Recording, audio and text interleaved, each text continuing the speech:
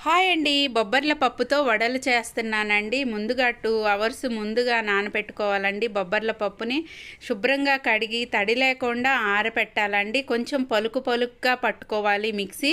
తర్వాత పచ్చిమిరపకాయలు, జీలకర్ర, కరివేపాకు పొడిగా మిక్సీ పట్టి దానిలో కలపాలి. కొంచెం సాల్ట్, మనకి టేస్ట్‌కు తగ్గట్టు సాల్ట్ వేసుకోవాలి. జీలకర్ర వేసుకొని మిక్సీలో వేయకూడదండి. జీలకర్ర అరిచేతిలో వేసుకొని నలిసి ఆ పిండిలో కలపాలి. బాణీ స్టవ్ మీద పెట్టిన తర్వాత ఆయిల్ పోసి కాటన్ క్లాత్ మీద మనకి ఎంత సైజు అయితే వడలు కావాలో అంత సైజు ఆయిల్లో ఫ్రై చేసుకోవాలండి. చాలా టేస్టీగా ఉంటాయండి ఈ వడలు. మళ్ళీ చెప్తున్నానండి, దీనిలో మాత్రం వాటర్ ఉండకూడదు. మినప్పప్పు లాగా కొంచెం వాటర్ వేసి మిక్సీ పట్టకూడదండి. ఇది పొడిగానే ఉండాలి పప్పు. అప్పుడే మనకి కరెక్ట్ అయిన వడలు, టేస్టీ వడలు మనకు వస్తాయి. లేకపోతే లూజ్ అయితే అస్సలు వడలు రావు.